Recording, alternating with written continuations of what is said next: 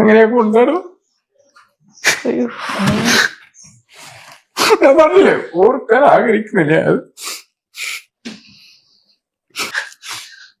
അവർക്കറിയാം എന്നെ എന്തെങ്കിലും തെറ്റാണെങ്കിൽ ഞാനൊന്നും എന്നിട്ട് വരെ മാപ്പെടുത്ത് പോയിനി എല്ലാം ഞാൻ ആരടുത്തൊന്നും പറഞ്ഞില്ല. ഹായ് ഫ്രണ്ട്സ്, ഇപ്പം നിങ്ങൾ ഈ വീഡിയോ കണ്ടതുപോലെ തന്നെ മെഹനും അതുപോലെ സഫ മെഹനും ഇപ്പോൾ പുതിയൊരു ഇൻ്റർവ്യൂ ആയിട്ട് വന്നിട്ടുണ്ട്. ഇപ്പോൾ നിങ്ങൾക്ക് എല്ലാവർക്കും അറിയായിരിക്കും, നേരത്തെ തന്നെ ഇവർ സെപ്പറേറ്റഡ് ആയി. വി ആർ സെപ്പറേറ്റഡ് എന്ന് പറഞ്ഞ് ഇൻസ്റ്റാഗ്രാമിലൊക്കെ ഇട്ടിട്ടുണ്ടായിരുന്നു. പിന്നെ ഇപ്പോൾ സെപ്പറേറ്റഡ് അല്ല, ഞങ്ങൾ ഒന്നിച്ചാണ്. ഇപ്പോൾ സഫ പ്രഗ്നൻ്റ് ആണെന്നൊക്കെ പറഞ്ഞിട്ട് കുറച്ച് വെളിപ്പെടുത്തലുകളൊക്കെ ആയിട്ട് വന്നിട്ടുണ്ട്. ഞാൻ നേരത്തെ ഒരു വീഡിയോ ചെയ്തിട്ടുണ്ടായിരുന്നു. അതുപോലെ തന്നെ ഇപ്പോൾ ഇൻ്റർവ്യൂവിൽ കുറേ കാര്യങ്ങളൊക്കെ പറയുന്നുണ്ട്. അപ്പോൾ അതിനാസ്പദമായിട്ട് ഞാൻ നിങ്ങളുമായിട്ട് കുറച്ച് കാര്യങ്ങൾ പറയാമെന്ന് പറഞ്ഞിട്ട് വന്നതാണ്. അതുമല്ല ഇതിന് മുമ്പേ കുറേ സഫ മെഹനുവിനെ കുറിച്ചും റിഫ മെഹനുവിനെ കുറിച്ചൊക്കെ വീഡിയോസ് ചെയ്തിട്ടുണ്ട്. അതുകൊണ്ടാണ് ഇപ്പോൾ ഞാൻ ഈ ഒരു ഇൻ്റർവ്യൂ കണ്ടപ്പോൾ നിങ്ങളുമായിട്ട് സംസാരിക്കാമെന്ന് പറഞ്ഞിട്ട് വന്നത്. അപ്പോൾ എന്തായാലും ആ ഇൻ്റർവ്യൂവിൽ പറഞ്ഞിരിക്കുന്ന കുറച്ച് കാര്യങ്ങൾ നമുക്കൊന്ന് കണ്ടിട്ട് വരാം. ഒന്ന് കണ്ടു നോക്കൂ. അങ്ങോട്ട് പോയി കഴിഞ്ഞാൽ പ്രശ്നം ഉണ്ടാവുന്ന ഫാമിലി പറഞ്ഞിട്ടുണ്ട്. എന്തുകൊണ്ടാണ് ഇങ്ങനെ അത്രയും ഒരു ഇതായിട്ട് നിൽക്കുന്നത്? പ്രശ്നം മോനെ പോലും കാണിക്കാൻ അവർ സമ്മതിക്കാൻ. അതാണ് നമുക്കും അറിയാത്തത്. കാരണം വെച്ചിട്ടുണ്ടെങ്കിൽ ഇപ്പൊ നോർമലി ഒരാളാകുമ്പോ ഇങ്ങനെ കുഞ്ഞിന്റെ വിഷയം ഉണ്ടെങ്കിൽ നമുക്ക് രണ്ടുപേർക്കും കാണാം. നമ്മളോട് പറഞ്ഞത് സ്റ്റാർട്ടിങ് പറഞ്ഞത് എന്താ പറയാ, അതില് വീഡിയോ ഇട്ടിട്ടുണ്ട് ഈ ചാനലിൽ തന്നെ മുന്നേ പറഞ്ഞിട്ടുണ്ടായിരുന്നു. ഒരു പിടി കാണിക്കും, ഒന്നിക്കല് രണ്ടാളും ഒരു ഒരാഴ്ച ആടെ ഒരാഴ്ച ഇവിടെ അങ്ങനെങ്കിലും ഒരു ഇത് വെക്കാം. ഫസ്റ്റ് അല്ലെങ്കിൽ സംസാരിക്കാനോട് എന്താ അവരുടെ പ്രശ്നം, അല്ലെങ്കിൽ അവരെന്തുകൊണ്ടാണ് ഇങ്ങനെ പെട്ടെന്ന് മാറിയത് എന്നോട് ചോദിക്കുക. അല്ലെങ്കിൽ ഞാൻ അങ്ങോട്ട് വിളിച്ചു കഴിഞ്ഞാൽ ഫോൺ എടുക്കുക, ഒന്നും പറയാൻ. ഞാൻ ഏത് സ്റ്റേജിൽ നിന്ന് അവർ ഫസ്റ്റ് അറിഞ്ഞിട്ടില്ല. കുറെ കാലം ഞാൻ ഏത് സ്റ്റേജിലാണെന്നുള്ളത് അവരത് മനസ്സിലാക്കണം, അതുകൂടെ നോക്കണം. അതൊന്നും മനസ്സിലാക്കേണ്ട കാര്യമില്ല. എന്താ വെച്ചാൽ അവരുടെ മകളാണ് മരിച്ചത്. എന്താണെങ്കിലും നിന്റെ കൂടെ ഇരിക്കുന്ന സമയത്താണ് ആ പെൺകുട്ടി ആത്മഹത്യ ചെയ്തിരിക്കുന്നത്. അപ്പോൾ നിന്റെ ഭാഗത്തു നിന്ന് വന്ന മിസ്റ്റേക്കുകൾ കൊണ്ട് തന്നെ ആയിരിക്കുമല്ലോ ആ പെൺകുട്ടി അങ്ങനെ ഒരു അത്യാഹിതം ചെയ്തിട്ടുണ്ടാവുക. അല്ലാതെ സന്തോഷവതിയായിട്ടിരിക്കുന്ന ഒരു പെൺകുട്ടി എന്തായാലും ആത്മഹത്യ ചെയ്യില്ല. അതുമല്ല, പല വോയിസുകളും അതുപോലെ പല കാര്യങ്ങളും ഒക്കെ റിഫ ആങ്ങളയ്ക്കൊക്കെ അയച്ചു കൊടുത്തിട്ടുണ്ട്. അതുകൊണ്ട് തന്നെ അവർക്ക് എല്ലാവർക്കും മെഹനു എന്താണ് എന്നുള്ളത് അറിയാൻ സാധിക്കും. അതുകൊണ്ടായിരിക്കാം ഇയാൾ ഫോൺ വിളിക്കുമ്പോൾ എടുക്കാത്തതും ആ കുഞ്ഞിനെ കാണിക്കാത്തതിൻ്റെയൊക്കെ കാരണം അതായിരിക്കാം. അല്ലാതെ ഒരു കാരണവും ഇല്ലാതെ ചെയ്യില്ലല്ലോ. അവരുടെ മകളാണ് മരിച്ചിരിക്കുന്നത്, അല്ലാതെ വേറെ ആരുമല്ല. അത്രയും പോറ്റി വളർത്തി അവരുടെ സ്വന്തം മകൾ ഒരു സുപ്രഭാതത്തിൽ ആത്മഹത്യ ചെയ്തു എന്നൊരു വാർത്ത കേൾക്കേണ്ടി വരുമ്പോൾ, അതും ഭർത്താവിൻ്റെ കൂടെ ഇരിക്കുന്ന സമയത്താണ് മരിച്ചിരിക്കുന്നത്. അപ്പോൾ എന്തുകൊണ്ട് നീ ഫോൺ വിളിച്ചാൽ എടുക്കണം, അല്ലെങ്കിൽ നിന്റെ സംസാരത്തിന് അവർ എന്തിനു ഉത്തരം തരേണ്ട കാര്യമില്ലല്ലോ. അവരുടെ മകളല്ലേ മരിച്ചിരിക്കുന്നത്. ഇതൊരു ലോജിക്കില്ലാത്തൊരു സംസാരമാണ് മെഹനു ഈ ഇൻ്റർവ്യൂവിൽ സംസാരിക്കുന്നതായിട്ട് എനിക്ക് തോന്നിയത്. റിഫ എന്ന പെൺകുട്ടി സ്നേഹിച്ച ആളുടെ കല്യാണം കഴിച്ചു. പക്ഷേ നിന്റെ കൂടെയുള്ള എല്ലാ ദുരിതങ്ങളും അവർ നേരിട്ട് കണ്ട ആളുകളാണ്, അവർ കേട്ട് അറിഞ്ഞവരാണ്, കണ്ടറിഞ്ഞവരാണ്. അതുകൊണ്ട് തന്നെ അവർ നിന്നെ സപ്പോർട്ട് ചെയ്യണമെന്നില്ല. അതുകൊണ്ട് തന്നെയായിരിക്കും അവർ ആ കുഞ്ഞിനെ കാണിച്ചു തരാത്തതും. അതിന് ഇങ്ങനെയൊരു ഇത് പറയേണ്ട കാര്യമില്ല. എനിക്ക് കാണിച്ചു തരില്ല, എന്ത് കാരണമാണ്, എന്താണ് കാരണം മെഹുവിന് തന്നെ അറിയാലോ. അത് പുതുതായിട്ട് പറഞ്ഞു തരേണ്ട കാര്യമൊന്നുമില്ലല്ലോ. എന്താ കാരണം, എന്താണെന്നുള്ളതൊക്കെ മെഹുവിന് വ്യക്തമായിട്ട് അറിയുന്ന കാര്യമാണ്. എന്തായാലും ബാക്കി കാര്യങ്ങളും കൂടി നമുക്കൊന്ന് കണ്ടു നോക്കൂ. എല്ലാം മാറ്റർ വിട്ട് പിന്നെ എങ്ങനെ എത്തിയെന്നറിയില്ല. ഞാൻ സത്യം പറഞ്ഞാൽ ഓർക്കാൻ ആഗ്രഹിക്കും. ബോയ്സ് ആണെങ്കിലും ഒരു ഓനക്കൊരു ലവർ ഉണ്ടെങ്കിൽ അല്ലെങ്കിൽ വൈഫ് ആയിക്കോട്ടെ, എങ്ങനെയാണ് അവന്റെ വൈഫ് മറ്റൊരു ബോയ്സിനോട് അറ്റാച്ച്മെന്റ് കാണിക്കുമ്പോൾ എന്താ ദേഷ്യം വരും. ഏകദേശം പബ്ലിക് ഞാൻ പറയും നമുക്ക് എത്ര ലൈക്കാന്നില്ല, ഞാൻ അവനോട് ഇതാക്കണ്ട. നമുക്ക് ആ ഒരു ഈഗോ ഉണ്ട്. ഐ മീൻ അങ്ങനെ അധികം ഒരു സംസാരിക്കുക ഫ്രണ്ട്സും ഒക്കെ. പക്ഷെ ഒരാളോട് പെട്ടെന്ന് ഓൺ അറ്റാച്ച്മെന്റ് കാണുമ്പോഴും ഭയങ്കര തെളിവായിട്ട് ഓരോ സംഭവം വരുമ്പോൾ ഡൗട്ട് ഉള്ള സാധനം കൊടുക്കില്ല. അങ്ങനെ കാണുമ്പോൾ എനിക്ക് നമ്മളുടെ എന്റെ ഫാമിലിയുടെ ഒരു കാര്യമായിട്ടൊരു പറ്റാ. അതുകൊണ്ടാണ് ഇന്നും അവർ പറഞ്ഞു നീ അന്നെന്ത് പറയുന്നത്, അന്ന് ഒഴിവാക്കാൻ എനിക്ക് ഇന്ന് ഈ പ്രശ്നം അന്ന് ഒഴിവാക്കായിരുന്നു. ഇപ്പം പറഞ്ഞു വരുന്നത് എന്താണെന്നറിയോ, അന്ന് പല പ്രശ്നങ്ങളും ഉണ്ടായിരുന്നു, അന്ന് തന്നെ ഒഴിവാക്കിയാൽ മതിയായിരുന്നു. ഇപ്പം പറഞ്ഞു വരുന്നത് റിഫയ്ക്ക് അവിഹിത ബന്ധം ഉണ്ടായിരുന്നു, അത് അറിഞ്ഞപ്പോൾ തന്നെ ഞാൻ ഒഴിവാക്കിയാൽ മതിയായിരുന്നു. പക്ഷെ മതിയായിരുന്നല്ലോ, അന്ന് തന്നെ ഒഴിവാക്കിയിരുന്നെങ്കിൽ ആ പെൺകുട്ടി ഇപ്പോഴും ജീവനോടെ ഉണ്ടായിരിക്കുമായിരുന്നു. ആർക്കാണ് അവിഹിതം എന്താണെന്നുള്ളതൊക്കെ റിഫ സഫ എന്നുള്ള പേര് അങ്ങോട്ടും ഇങ്ങോട്ടും മാറിപ്പോകേണ്ടത്, ക്ഷമിക്കണേ. അപ്പോൾ എന്താണ് റിഫ തന്നെ പറഞ്ഞിട്ടുണ്ട് ആർക്കാണ് എന്താണെന്നുള്ളത്. ഇതൊക്കെ വോയിസ് അന്ന് ഉള്ളതാണ്. പിന്നെ എന്തിനാണ് മെഹനു ഇങ്ങനെ ഇന്നല്ല, റിഫ മരിച്ച സമയത്ത് തൊട്ട് തന്നെ ഇവൻ എപ്പോഴും പറയുന്നുണ്ട് റിഫയ്ക്ക് അവിഹിതം ഉണ്ടായിരുന്നു, റിഫയ്ക്ക് അവിഹിതം ഉണ്ടായിരുന്നു. അത് ഒരു വ്യക്തമായിട്ടുള്ള തെളിവുകളോ കാര്യങ്ങളോ ഉണ്ടെങ്കിൽ ആളുകൾ വിശ്വസിക്കും. ഒരു തെളിവും ഇല്ലാതെ ആളുകൾ വിശ്വസിക്കുന്നു തോന്നുന്നുണ്ട്. അന്ന് എന്തൊക്കെയോ വീഡിയോസും കാര്യങ്ങളൊക്കെ എന്താണ് മെഹനു തന്നെ റിഫ മരിച്ച സമയത്ത് എന്തൊക്കെയോ കാര്യങ്ങളൊക്കെ ഇട്ടിട്ടുണ്ടായിരുന്നു. അതൊക്കെ പക്ഷേ എന്താണ് അംഗീകരിക്കാൻ പറ്റാത്തൊരു ഇത് തന്നെയാണ്. ഇപ്പോൾ കൂടുതൽ പേരും എന്താണ് റിഫാനെ തന്നെയാണ് സപ്പോർട്ട് ചെയ്യുന്നത്. അല്ലാതെ മെഹനാസിനെ അങ്ങനെ കൂടുതൽ പേരും സപ്പോർട്ട് ചെയ്തതായിട്ട് കണ്ടിട്ടില്ല. എല്ലാവരും റിഫാനെ തന്നെയാണ് സപ്പോർട്ട് ചെയ്യുന്നത്. ആ പെൺകുട്ടിയുടെ ദുരിതം അല്ലെങ്കിൽ ആ പെൺകുട്ടി ലാസ്റ്റ് അയച്ച ആ ഒരു വോയിസും എല്ലാം വ്യക്തമാണ്. അതിൽ അവൾ എല്ലാ കാര്യങ്ങളും പറയുന്നുണ്ട്. അതിൽ നിന്ന് തന്നെ മനസ്സിലാക്കാം മെഹനു എങ്ങനത്തുള്ള വ്യക്തിയാണെന്നുള്ളത്.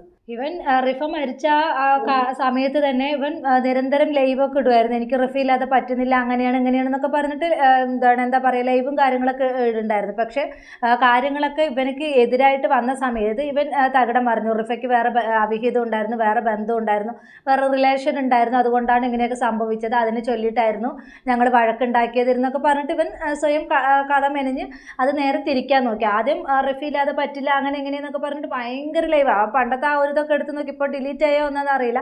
അന്നത്തെ ആ ഒരു വീഡിയോസും ലൈവുകളൊക്കെ എടുത്ത് നോക്കിയാൽ തന്നെ മനസ്സിലാവും ഈ പുള്ളിക്കാരൻ അന്ന് അങ്ങനെ അത്രമാത്രം കരഞ്ഞ് ഇതായിട്ട് മോങ്ങിയിട്ടൊക്കെ ലൈവ് ഇട്ടതാണ്. പിന്നീട് ഇവനക്ക് എതിരായിട്ട് വന്ന സമയത്ത് എല്ലാം തകിടം മറിഞ്ഞ ഒരു അവസ്ഥയിലേക്കാണ് മാറിയത്. എന്തായാലും നമുക്ക് ബാക്കി ഭാഗങ്ങളും കൂടെ ഒന്ന് കണ്ടിട്ട് വരുമെന്ന് കണ്ടു നോക്കൂ. ഓളെ ഫാമിലി അത്രയാണ് നീ പോല ഇതാക്കണ്ട. എന്നിട്ട് ഞാൻ ഒരു സ്ഥലത്ത് ഞാൻ ഇതാക്കിയില്ല. എന്നിട്ട് പിന്നെയും ഒരു കോണ്ടാക്ട് ഉണ്ട് എന്ന് പറയുമ്പോ ഭയങ്കര ഓർ വന്നായി അതിന് പിന്നാന്നോള് ഈ സംഭവം ഇങ്ങനെ ചെയ്യണം. അവിടെ വന്ന് മീറ്റ് ആക്കുന്ന. പക്ഷെ എന്നോട് എല്ലാം പറഞ്ഞു. അന്ന് നല്ല വിഷമം ഉണ്ടായിന്, ഒരു സംസാരം ഉണ്ടായി അതിനെ പറ്റി. എന്നിട്ട് മാപ്പ് ഒന്ന് ഓക്കെ ആവാൻ കുറച്ച് ടൈം എടുത്തിന്. അതുവരെ ഞാൻ ആർക്കും വേണ്ടിയിട്ടില്ല അവിടെ സംസാരിക്കാൻ പിടിക്കാൻ ഞാൻ പോയിട്ടില്ല. പിന്നെ അവരെന്നെ അറിഞ്ഞിട്ടും ഇങ്ങനെ ഒരു കോണ്ടാക്ട് ഒരാൾ ഉണ്ടായിനി, ഓനായിരിക്കും. ഓന് കുറെ കാലം ചെക്കന് നമ്മള് ഫോളോ ചെയ്ത് ബ്ലാക്ക്മെയിൽ ചെയ്യാൻ വേണ്ടിട്ട് കുറെ വന്നിനി. ഫാദറിനോട് ഞാൻ പറഞ്ഞു കേസ് കൊടുക്കുക ഇതാക്കാം. അപ്പൊ പോലീസ് സ്റ്റേഷനിൽ പോയി. പോലീസ് സ്റ്റേഷൻ പറഞ്ഞു നീ തന്നെ ഒരു കംപ്ലൈന്റ് തന്നാൽ കാസർഗോഡ് അന്നേരം ഉണ്ട് ബ്രദർ എന്റെ കൂടെ വന്നിന് ആ സമയത്ത് ഓന്റെ പേരിൽ കേസ് കൊടുക്കും. കാണിച്ചേരെ ഞാനാ പിന്നെ കൂടുതൽ പറഞ്ഞുകൊണ്ടിരുന്നത് മേനു ഒന്നും ചെയ്തിട്ടില്ല, നമുക്ക് എല്ലാവരും അറിയിക്കണം, നമുക്കുള്ള നെഗറ്റീവ് നമുക്ക് മാറ്റാം എന്നുള്ള രീതിയിൽ ഞാനാ പറഞ്ഞുകൊണ്ടായിരുന്നു. ആ കേസൊക്കെ എങ്ങനെ പോയി? അന്നിപ്പോൾ ഒരു കേസ് കൊടുത്തിട്ടുണ്ടായിരുന്നെങ്കിലും അതിൻ്റെ ആ ഒരു പേപ്പറും കടലാസൊക്കെ ഉണ്ടാവുമല്ലോ, അതൊക്കെ കാണിക്കണം. അതൊക്കെ വ്യക്തമായിട്ടുള്ള തെളിവുകൾ കാണിച്ചാൽ മാത്രമേ മെഹനാസെ ആരും വിശ്വസിക്കുകയുള്ളൂ. അല്ലാതെ വായ കൊണ്ട് ചുമ്മാ പറയുന്ന കാര്യങ്ങളൊന്നും ആളുകൾ വിശ്വസിക്കണമെന്നില്ല. അതൊക്കെ എന്താ പറയുക, സാമാന്യ ബുദ്ധിയുള്ളവർക്ക് മനസ്സിലാവും. അന്നിപ്പോൾ നമ്മൾ എന്തെങ്കിലും ഒരു കാര്യം കൊടുക്കുന്ന സമയത്ത്, കേസ് കൊടുക്കുന്ന സമയത്ത് അതിൽ എന്തെങ്കിലും പേപ്പർ ഉണ്ടാവും, അതുപോലെ രേഖകൾ ഉണ്ടാവും. അല്ലാതെ നമ്മൾ വായ തോന്നിയ കാര്യങ്ങളൊക്കെ വിളിച്ച് പറയുമ്പോൾ സൂക്ഷിക്കണം മെഹനാസെ. എന്തെങ്കിലുമൊക്കെ ഇൻ്റർവ്യൂവിൽ പോയി ഇരുന്നിട്ട് എന്തെങ്കിലുമൊക്കെ വിളിച്ച് പറഞ്ഞിട്ട് വെറുതെ ഇല്ലാത്ത കാര്യങ്ങൾ ഇതാക്കേണ്ട എന്നാണ് എനിക്ക് ഈ അവസരത്തിൽ പറയാനുള്ളത്. എന്താ പറയുക, ഇല്ലാതെ കേസ് കൊടുക്കാതെ കൊടുത്തു അത് ഇത് എന്നൊക്കെ പറഞ്ഞിട്ട് ഇല്ലാത്ത കാര്യങ്ങൾ. ഇപ്പം എനിക്ക് ഈ ഒരു അവസരത്തിൽ ഓർമ്മ വരുന്നത് ഷാജിയുടെയാണ്.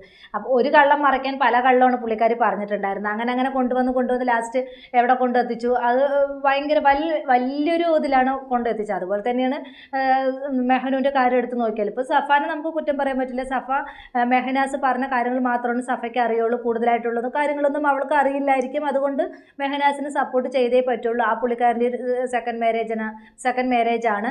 അതുകൊണ്ട് തന്നെ ആ പുള്ളിക്കാരി ഇനിയിപ്പോൾ എന്തെങ്കിലുമൊക്കെ ചെറിയ പ്രശ്നങ്ങൾ വന്നാലും അഡ്ജസ്റ്റ് ചെയ്ത് പോവും. അല്ലാതെ ഇപ്പോൾ പ്രഗ്നൻറ്റും ആണെന്ന് അറിയാൻ പറ്റി. അപ്പോൾ അതുകൊണ്ട് തന്നെ എന്തെങ്കിലുമൊക്കെ ഉണ്ടെങ്കിൽ കൂടെ അത് അന്നത്തെ ഇഷ്യൂസും കാര്യങ്ങളൊക്കെ ഉള്ളത് തന്നെയായിരിക്കും. അതിപ്പം അതൊന്നും അല്ല ഞങ്ങൾ സെപ്പറേറ്റ് ആയിട്ടില്ല എന്നൊക്കെ പറഞ്ഞിട്ട് വീഡിയോസ് ചെയ്താലും അന്ന് ആ ഒരു പ്രശ്നം ഉണ്ടായിരുന്നുള്ളത് സത്യം തന്നെയാണ്. അല്ലാതെ ഇപ്പോൾ അങ്ങനെ ഒരു പോസ്റ്റ് ഇടേണ്ട കാര്യമില്ലല്ലോ. അന്ന് അത് വ്യക്തമാണ്. ഖാദർ കരിപ്പുടിയൊക്കെ അതിനായിട്ട് പ്രതികരിച്ച കാര്യങ്ങളാണ് ആ ഒരു സമയത്ത്. അതിനെക്കുറിച്ച് ഖാദർ കരിപ്പുടി തന്നെയാണ് ഒരുപാട് കാര്യങ്ങൾ പുറത്ത് കൊണ്ടുവന്നതും. എന്ത് തന്നെയാണെങ്കിലും ഇതുവരെയും മെഹനാസ് കുറ്റക്കാരനാണെന്നോ എന്താണ് റിഫയ്ക്ക് സംഭവിച്ചതെന്നൊന്നും ഇതുവരെയും പൂർണ്ണമായിട്ടും തെളിഞ്ഞിട്ടില്ല.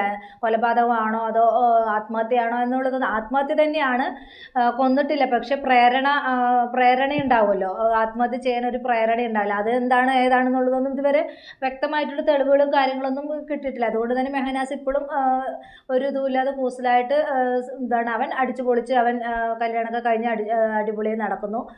ഇപ്പോൾ പോയത് ആർക്കാണ്? ആ കുഞ്ഞിനാണ് ഉമ്മയില്ലാണ്ടായത്. അതാണ് ഏറ്റവും വലിയൊരു വിഷമം.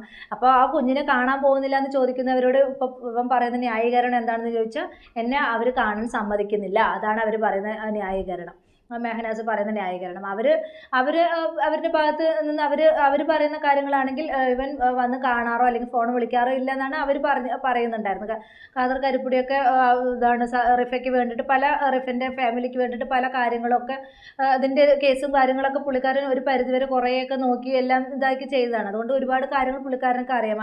അദ്ദേഹത്തിൻ്റെ വീഡിയോസൊക്കെ എടുത്ത് നോക്കിയാൽ തന്നെ മനസ്സിലാവും ഈ പുള്ളിക്കാരൻ വിളിക്കുകയോ പറയുകയൊന്നും ചെയ്തിട്ടില്ല എന്ന് തന്നെയാണ്. ഇപ്പോൾ എന്താ വെച്ചാൽ ഖാദർ കരിപ്പുടി കാസർഗോഡ് തന്നെയാണ്. അപ്പോൾ അവൻ്റെ നാട്ടുകാർ തന്നെയാണ്, പുള്ളിക്കാരുടെ നാട്ടുകാരൻ തന്നെയാണ്. അതുകൊണ്ട് കൂടുതൽ വിവരങ്ങൾ അദ്ദേഹത്തിന് അറിയാൻ പറ്റും. അവർ നേരിട്ട് കണ്ട് സംസാരിച്ചിട്ടുണ്ടായിരിക്കാം. അതുകൊണ്ടാണല്ലോ അദ്ദേഹം അത്രയും വ്യക്തമായിട്ടുള്ള കാര്യങ്ങളൊക്കെ പറഞ്ഞത്. അപ്പോൾ എന്ത് തന്നെയാണെങ്കിലും ഇതുവരെ റിഫയ്ക്ക് നീതി കിട്ടിയിട്ടില്ല, നീതി ലഭിച്ചിട്ടില്ല എന്ന് തന്നെ പറയാം. ഈ ഒരു അവസരത്തിൽ ആ സഫ പ്രഗ്നൻ്റ് ആണ്, പറയാൻ പറ്റുമോ എന്നറിയില്ല. എങ്കിലും ഞാൻ പറയുവാണ്, മെഹനാസാണ് കുറ്റക്കാരനെങ്കിൽ ആ സത്യം തെളിയുക തന്നെ ചെയ്യണം. എന്താ പറയുക, റിഫയ്ക്ക് നീതി കിട്ടുക തന്നെ ചെയ്യണം. ഇതുവരെയും റിഫയ്ക്ക് എന്താ പറയുക, നീതി കിട്ടിയിട്ടില്ല. ഒരു പെണ്ണിൻ്റെ ജീവൻ ഇത്രയതുള്ളൂ, എന്ത് കാരണത്താലാണ്, എന്താണ് ഏതാണെന്നുള്ളത് ഇപ്പോഴും വ്യക്തമല്ല കാര്യങ്ങൾ. അത് തന്നെയാണെങ്കിലും ഇനിയെങ്കിലും സത്യം പുറത്ത് വരട്ടെ. ആ കമൻസും കാര്യങ്ങളൊക്കെ എടുത്ത് നോക്കിയാൽ മനസ്സിലാവും. ഇപ്പോഴും റിഫയ്ക്ക് ഇത് കിട്ടിയിട്ടില്ല, ഇനിയെങ്കിലും സത്യം പുറത്ത് വരണം എന്നൊക്കെ പറഞ്ഞിട്ട് ഒരുപാട് പേര് കമൻസ് ഇട്ടതൊക്കെ ഞാൻ കണ്ടിട്ടുണ്ടായിരുന്നു. അപ്പോൾ എന്തായാലും ഇനിയെങ്കിലും സത്യമൊക്കെ തെളിയട്ടെ എന്ന് നമുക്ക് ആത്മാർത്ഥമായിട്ട് തന്നെ പ്രാർത്ഥിക്കും. അതുപോലെ തന്നെ റിഫയ്ക്കും കബറിടം വിശാലമാക്കി കൊടുക്കട്ടെ. ഈ ഒരു അവസരത്തിൽ റിഫിനെ ആലോചിക്കുകയാണ്. നമ്മൾക്ക് എപ്പോഴും ഇവരുടെ വീഡിയോ കണ്ടു കഴിഞ്ഞാൽ ആദ്യം ഓർമ്മ വരുന്നത് റിഫയെ തന്നെയാണ്. പെട്ടെന്ന് ഒരു മുഖം നമ്മുടെ മനസ്സിലോട്ട് ഓടിയെത്തും. എന്ത് തന്നെയാണെങ്കിലും ആ കുഞ്ഞിന് നല്ലൊരു ഭാവി ഇനി ഉണ്ടാവട്ടെ എന്ന് നമുക്ക് ആത്മാർത്ഥമായിട്ട് പ്രാർത്ഥിക്കാം. അപ്പോൾ ഇത്രയുള്ള എൻ്റെ ടോപ്പിക്. പുതിയൊരു ടോപ്പിക്കുമായി നമുക്ക് വീണ്ടും കാണാം.